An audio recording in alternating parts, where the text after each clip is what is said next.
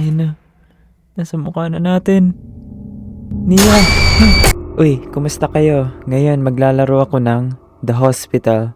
Isa na namang laro galing sa h.io. Nasa description yung link kung gusto nyo rin laruin. Tara, simulan na natin. Nakatakot yung yung music kahit nasa menu pa lang.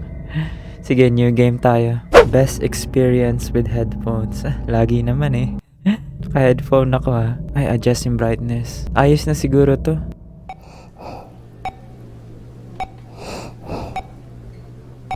Critical na tayo.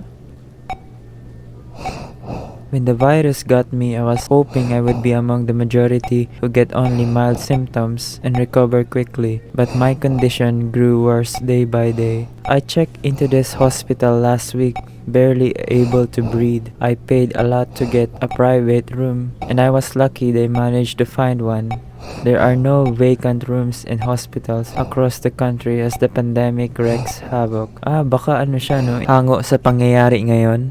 It's a pandemonium out there. So many sick, so many dying. I feel like I've become a number, a statistic. I think I'm growing sicker. I feel faint and weak all the time. Oo nga, tinan mo. Base sa paghinga niya, parang naghahabol hininga na lang. Yesterday at night, they had to increase my oxygen intake. I heard them talking about having to put me under to intubate me if my condition got worse. What if I don't make it? It would be a horrible way to die, alone in this room. I was never a believer in God or in heaven or in hell. I wonder what happens to a person after they die. Oo nga na. Parang yan naman siguro yung tanong ng karamihan o ng pangkalahatan. Wala talagang nakakaalam kung ano mangyayari sa atin. I've never really stopped to think about it until now. I guess I was too busy living life and chasing shadows to think about that. I'm feeling weak, so weak. I think I'll sleep now. Can barely breathe.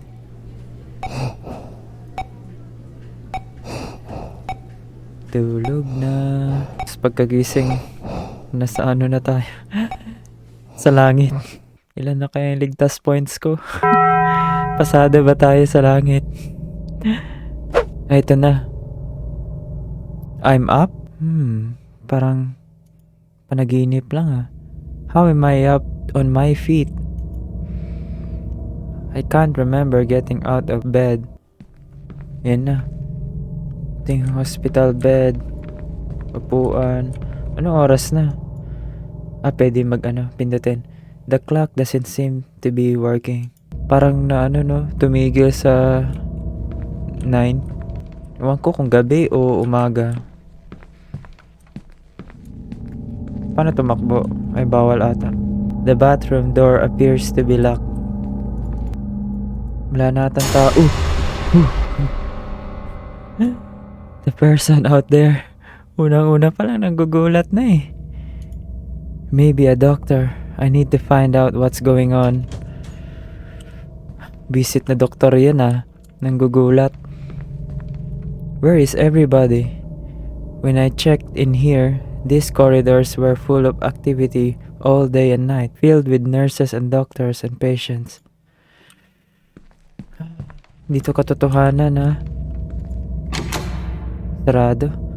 Locked. There are no signs. I could swear there were signs beside these doors. Cardiology, obstetrics, radiology, etc.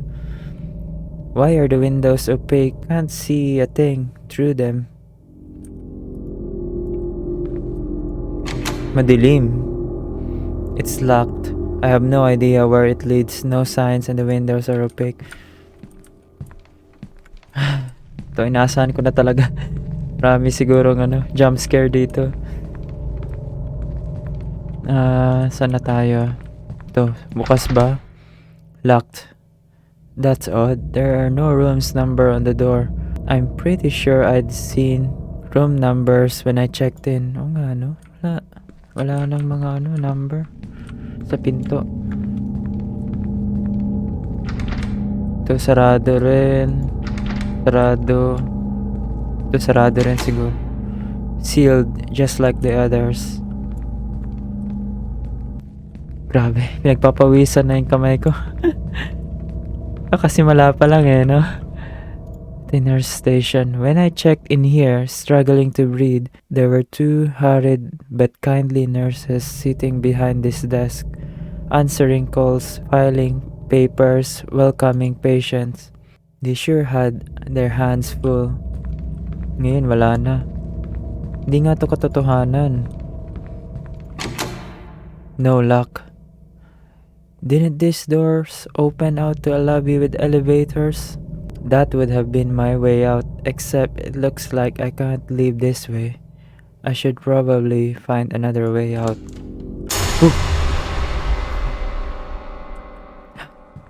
Yan ka na namang babae ka. Pangalamang beses mo na ako ginulat To, senyas na to. Dito ka pumunta. Ayun medyo bukas na.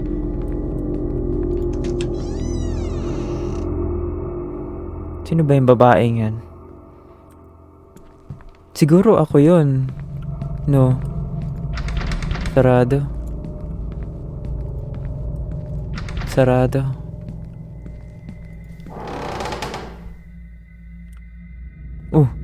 Are these patient wards? Why are they deserted? There's got to be someone, a nurse or a doctor, who can help me and tell me what's going on. Ewan ko. Parang wala tang tao. Yung multo lang. What? Someone on the other side of this door. Sige, buksan na. May tumahay. This room looks just like the one I was in, but it's a mess. May tae. How awful. There's some kind of stain. I guess the bed wasn't clean after the last patient departed.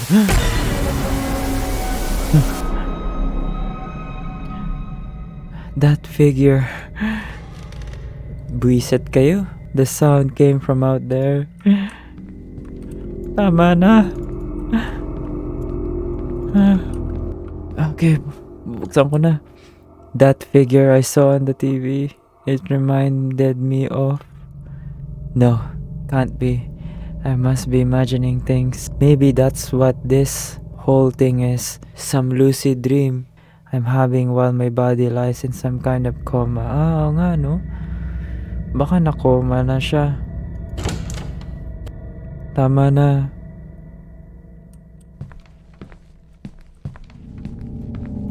Gumising ka na. Sarado. Salamat naman. Ito na. Please. Delikado to.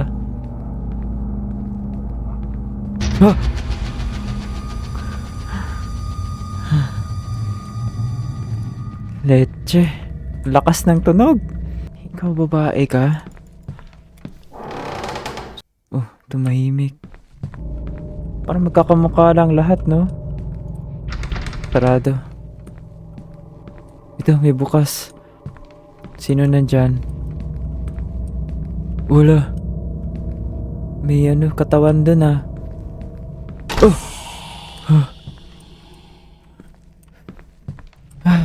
Bisit ng mga tunog na ang lakas. Sige na, patuloy lang. Is someone toying with me? Am I being led? That figure I saw. Ayun Hoy, hoy, hoy. Can't be her. This is a dream. A nightmare, rather, in which I'm trapped. How can it be her? Huwag mo akong atakihin,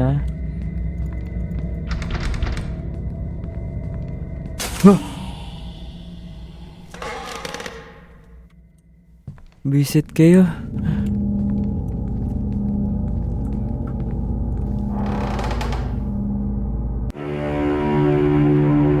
Ano to? What? How? How did I get here? I recognize this place.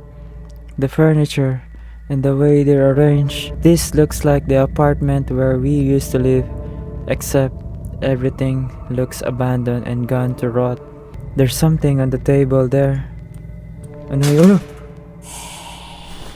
Oh! Sino ka ba? Can't be her. Can't see her face, but I know her anywhere. How is this possible? She's been dead for 4 years. Nia, is that you? This isn't real, I'm dreaming. Sino si Nia? Ito na lang. Hindi yan totoo. That familiar silence. This is a monstrous dream. Memories of those horrific events of 4 years ago are coming back to me. The doubt and the guilt that have haunted me since. Could I have saved her life had I done things differently? And at what cost? I couldn't have saved you, Nia. I'm sorry what happened, Nia. Sino ba tong si Nia? Nangyari na eh. 4 na taon na daw nakalipas. Ano kaya? Ito na lang. I'm sorry for what happened. Nia. Only cold silence. Sumagot ka. What does she want? Huh!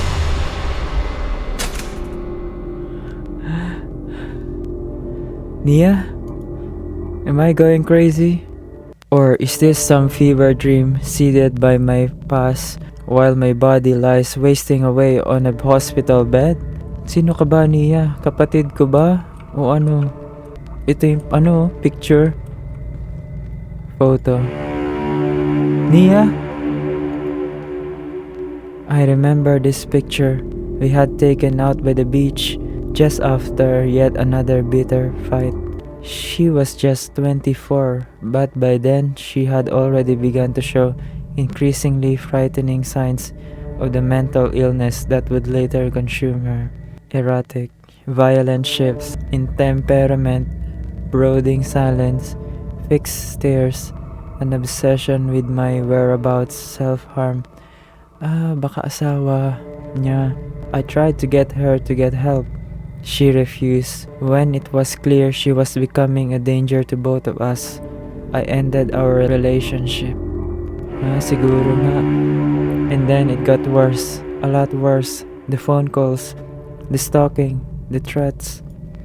And finally, I woke up one night to find her standing over my bed, staring at me. Her dark eyes empty and unreadable. Her mouth stretched in a chilling grin, and when I saw what she was holding in her hand, ano kaya yun? Ito papakita sa akin. Nia, layuan mo na ako. Malis ka sa panaginip ko. Oh, sa isipan ko. Nia.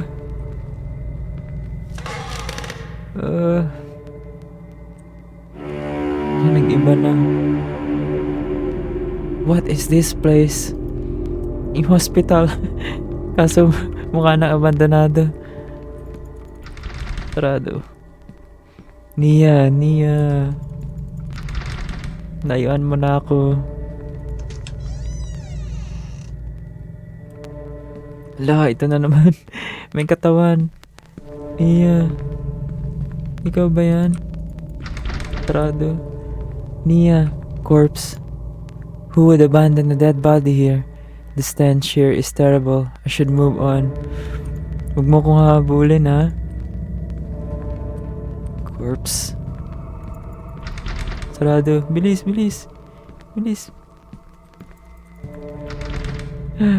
Huwag kang bumangon. Doesn't budge. Naku po.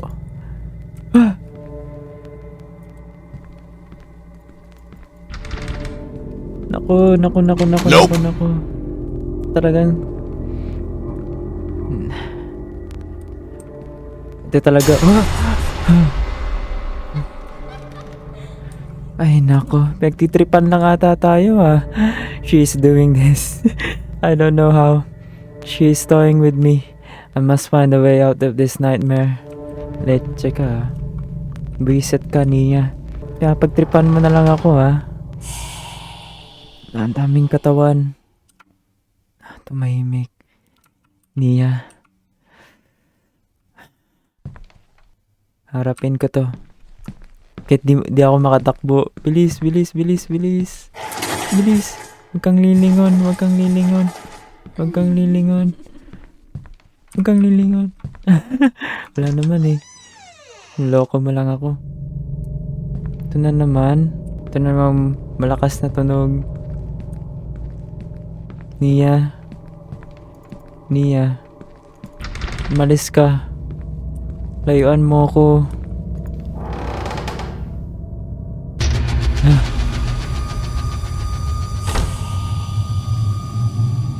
On that night, 4 years ago, when I woke up to find her standing over me, she was holding a knife. As I watched, she raised it and held it to her own throat. She said, "I don't want to live without you." Before she could hurt herself, I leaped at her, grappled the blade away, and subdued her till the authorities arrived. They put her away in an institute, a mental hospital. And a week later, I got that terrible call. Nagpakamatay, no? Yan na. May sakit sa utak to si Nia. Mental problem. Nia. Ito na. Yung game, pinipilit ako para pindutin tong pintuan. Nagpakamatay, nagbigti. Nia, oh God, why did you do it? Why did you have to go like this? They told me what you wrote on the note, your last words. What do you want from me, Nia? Oo nga, I did what I could. Why are you tormenting me? Nia, bakit ba? Ayaw mo ba talaga akong layuan? Na kahit dito, ginagambala mo pa rin ako? Yan na. Nia, wag. Nia? What do you want from me? I think of that note you left, the last word you ever wrote. Maganda na kayo. Mukhang magcha-charge to sa atin, ha. Ayaw ko pa naman ng ganun. Ito na. You wrote, "I'm never going to let you go." Maganda na kayo. Dahil ako handa na. I know those words were meant for me. Is that what this is about? That if I'd done things differently, perhaps been more compassionate, you might still be alive? Ayun na. Nasa mukha na natin. Nia!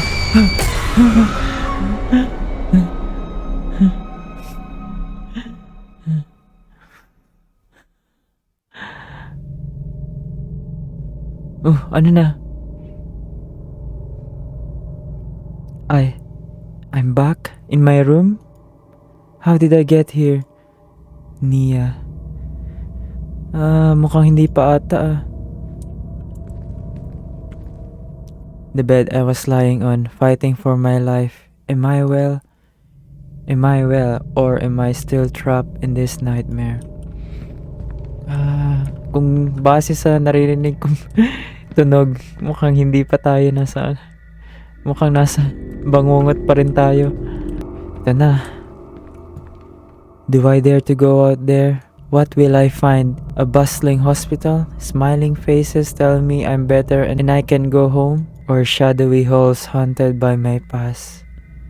Am I in coma, trapped in a body that is wasting away while I suffer a fever dream born of guilt? Or am I dead? And is this my afterlife? These dread halls and a tormented soul stalking me for all eternity?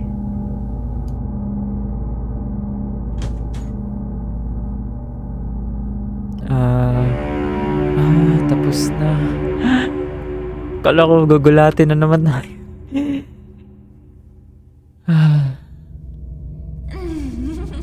Naku, mukhang na-trap pa rin tayo,